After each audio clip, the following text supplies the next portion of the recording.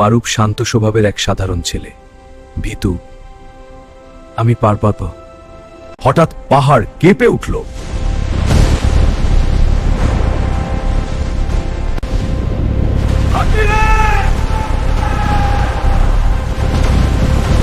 সবাই দূরে যান, আমি দেখে আসছি। ভয় পাচ্ছিল সে, কিন্তু থামেনি।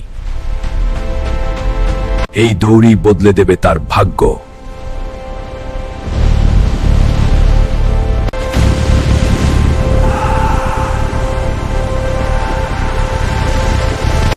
আগুন তাকে পোড়ালো না, তাকে বেছে নিল।